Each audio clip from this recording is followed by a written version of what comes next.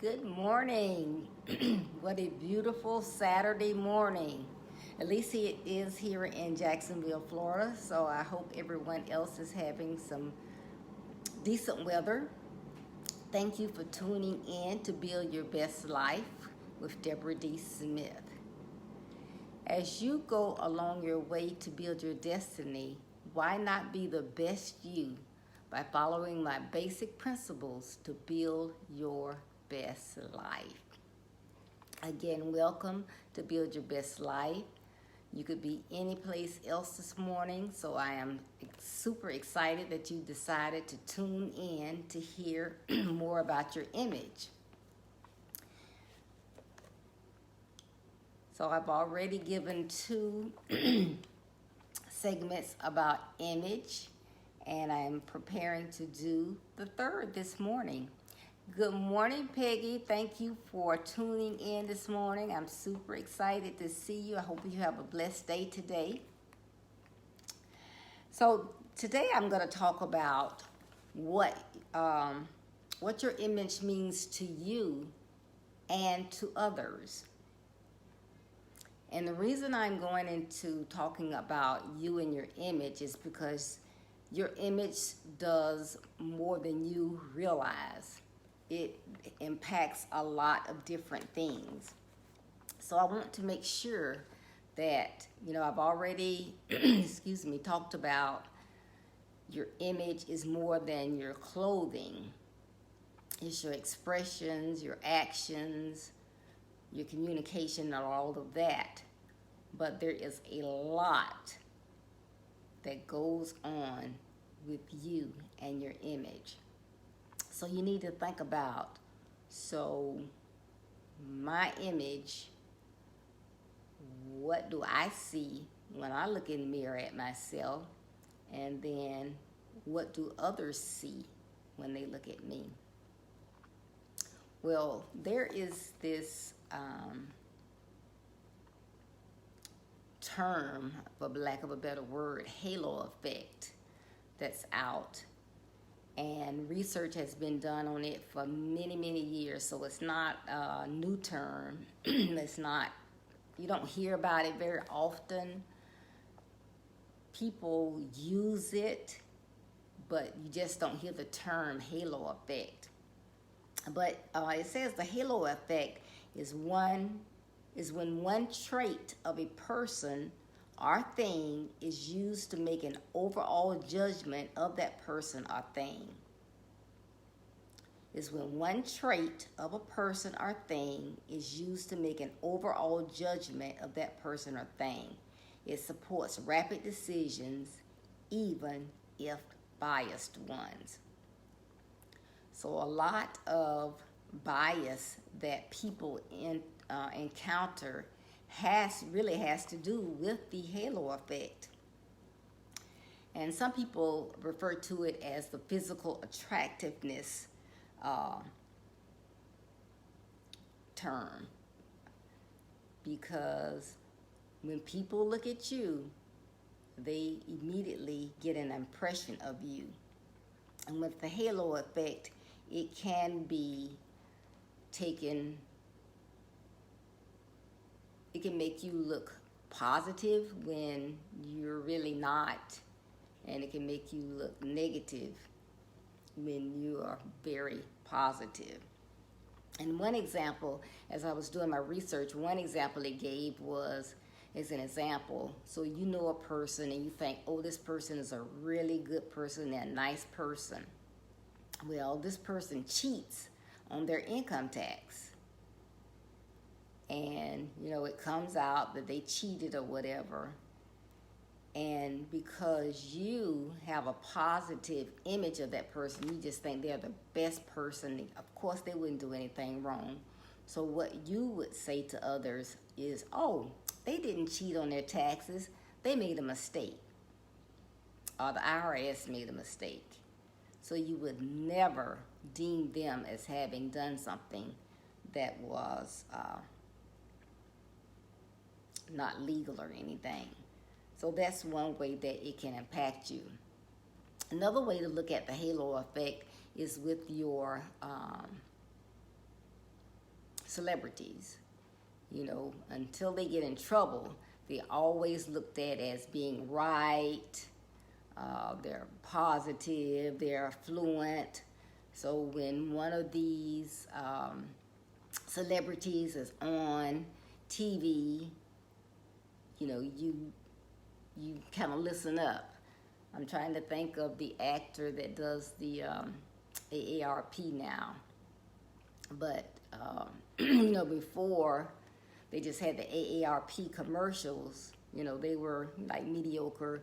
But as soon as they got a celebrity to back them, then it's like, oh, now when we hear this voice that we realize from the movies and everything, then we want to listen to what they have to say. It's like the same thing with Alec Trebek, and he talks about the insurance and price. Well, because it's Alec Trebek, and we've been listening to him for probably 30 years now on Jeopardy. We are ready to listen to him, and if he says it, it probably is the best thing going, you know. So this is how another way that the halo effect is used in our daily lives, and people never realize what's going on. Good morning, Gwen. Thanks for tuning in. Hope you're having a great day. Hope my girl is having a great time at FAM. So again, you know, it's something that is very, very important. So again, when you see yourself, what do you really see? And is it the same thing that you think others see when they look at you? So as an example,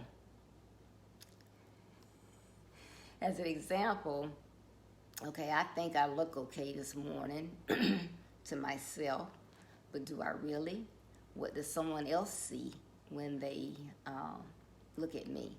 So let's just say it's an example, and I don't know how much of my outfit you can see, but I have on a blouse, and it just looks like a regular blouse. It's a Michael Kors top, but, you know, it's just a top. So to me, I look fine. But let's just say that I was invited to a luncheon for, let's see, oh, let's just say TD Jakes is in town.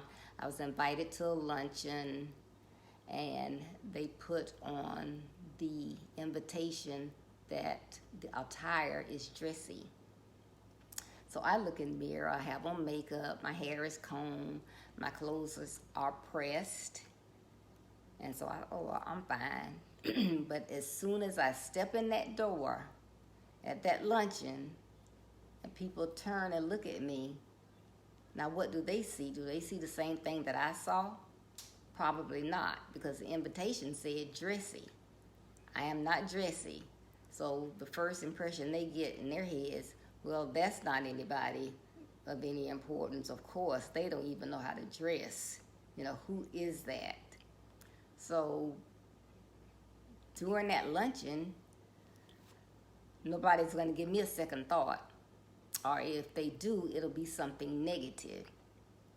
So again, it's not only what we think and see, it's what others think and see. And normally we are trying to impress others because we are trying to, purchase a home, purchase a car, get a loan, get into school, get a promotion, get a job, whatever. So we want people to see us in a positive light. So it's very, very important how they interpret our image when they see it, not just what we see. Because of course I've taught y'all to love yourself. So if you love yourself, if you got on a sackcloth, you probably looking, hey, I'm looking good today because I've taught you to love yourself, right? So you got to think, well, what do other people see? Now, with this halo effect, like again, the research has been done, and it's a way a bias trait of how people look at you. So everybody does it. It can be used on your job, because if, say, there are two employees, one maybe a single mom, let's just say, and she's always neat, she's always clean, she's always well groomed, always smelling good, very smart, sharp, sharp, sharp. I mean, they give her an assignment, it's done, it's correct. She goes outside of the box, she does critical thinking, she is on it. The person that sits next to her, very attractive, excuse me, wears designer clothes, stiletto heels to work. She always has the latest bag. And so when she walks in the room, people kind of like pause, especially the guys, they pause when she walks into the room. So now it's time for performance appraisals. Now this young lady that is all of that, now she comes in late, she does her job, she gets her work done on time, but she doesn't put any extra in it. If her boss gives her a project and say, this is a square, I want this back, and I want the square to be red, and I need it by Tuesday at noon. Now she may have it to them Tuesday by 11:58, but it's a square and it's red. The other young lady, on the other hand, would have asked some questions. Square, red, is there any particular shade of red that you're looking for? If they told her no, she still would not just go and put a basic red. She would think, okay, what are they going to use the square for? Of course, they're not just having me design a square for nothing. So what are they going to use it for? Are they going to use it in marketing? Are they going to use it in a PowerPoint presentation? She would do the research to find out, and then she would find out what shade of red would be better for what they're going to use it for. Is it a garnet? Is it crimson? Is it blood red? What red? So that's the difference in their looks and their performance. Well, when that employer sits down to do performance appraisal, the halo effect and the research behind it has determined that that employer is more likely to rate the employee that dresses really nice and it's just the average employee higher than the employee that does the critical thinking, the problem solving, the thinking outside the box, that just is really sharp with her work because of her appearance. Fair? No. Again, it's another bias. But again, this is why it is important for you to care about your image. Like you might get an attitude by saying, well, I am what they get. This is it. But you want to succeed in life. You want to be the best that you can be. So you cannot just go on what you think. What are others going to think? I used to tell people, they would say, oh, you just have to say something to them about their attire that they have on. And they say, oh, well, when I looked at it this morning, I was wondering if it was okay. Well, if you were wondering if it was okay, then it was questionable. So you should not have even worn it. So people have different tastes.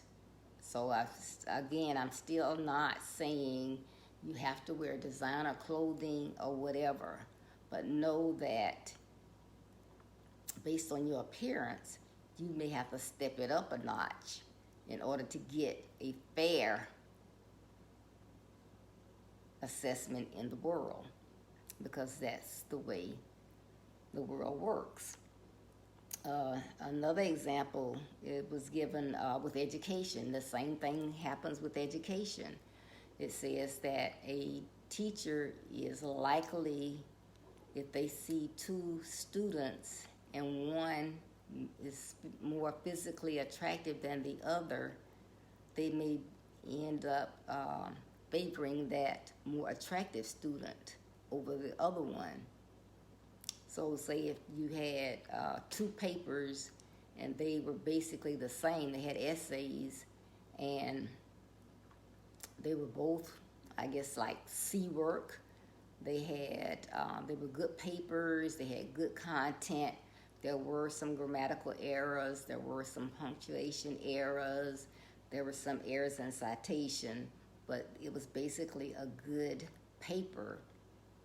Well, then that teacher or professor would more than likely, if they are in the mindset of this halo effect, and it's not one, again, that people just say intentionally say, I'm going to use the halo effect, but it's a mindset. It's in there. Well, they would more than likely give that average student a C, but they would give that attractive student a B. Again, is it fair? No. But I just wanted to give you these examples of how the halo effect works and how it can impact what you do and how you are treated. So as you decide what you want to portray as you step out the door, give it that second thought. I'm not the only one that's going to be interpreting what I look like.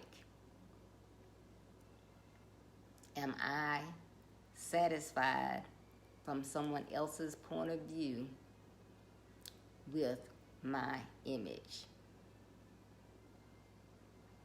And again, that's not only the clothing,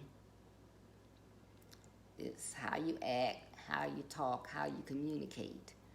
But it's not only what you do, it's what others see when you do it. Okay, remember that.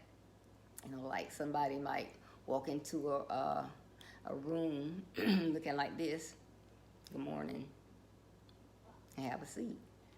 Nothing's wrong. They're not mad. They just, that's it. Someone else may come in and say, good morning. Now, if you are another student and you weren't there last week and you need to ask a question, which one of those people would you ask? Probably the one that was smiling, right? So our image says tons. Our image really speaks. It speaks more than our voice speaks. So just remember that, and I hope that this segment of your image and how it impacts you has helped this morning. And then we'll be talking about image this month. And I hope that the topics are useful. And again, please give me comments, feedback. Let me know if this is helpful.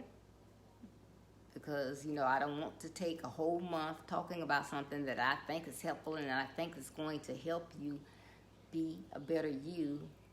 And it's like, okay, not interested. So send me your comments, your feedback. I appreciate it. If you have not liked my page, like my page. Please share this video with others that may be out and about this Saturday morning doing other things so that they can view it later on in the day. I appreciate it. And again, don't forget, if you don't have it on your calendars, it's next Saturday the 12th.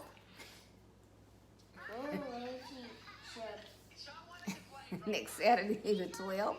That's one of my overnight guests. Our men and boys virtual conference. I'm super excited about that. It will begin at 10 a.m. Eastern Standard Time. We have some dynamic men coming on that's going to help you help your young people. And young people, it's going to help you wake up and realize these are some of the things that I need to get myself involved with. I needed to hear. They're going to be talking about finances, about empowerment, about family, men to boys. But it's going to be something that you don't want to miss. So please tune in next Saturday at 10 a.m. Eastern Standard Time for my first Men and Boys virtual conference. I'm planning to make this an annual event because I think it is just that worthwhile. So please tune in for that. I appreciate you tuning in today. Thank you for the feedback, Gwen and Peggy. I appreciate that. And as always, please spread the word about my book, Build Your Best Life. It has information in there similar to what I'm talking about now. It has my basic principles that I know will help individuals as you go along trying to build your best life. Basic principles don't change. Sometimes we forget them. People don't teach them like they used to. But your basic principles will help you. They will get you a long way in life. So it'll make a great gift for someone. Mention it to your students, your kids, so that they can mention it to their children, their parents. That this is a book that will especially be beneficial as they enter different phases of their life as the school year is beginning around the country.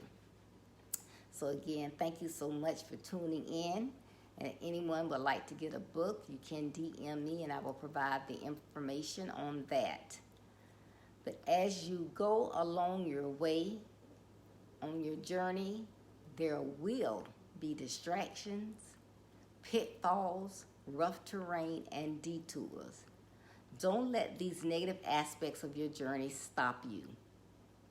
Though they may slow you down, keep going to be the best you so that you can build your best life. Thank you. Enjoy the rest of your Saturday. See you Tuesday at 6:30 p.m. Eastern Standard Time.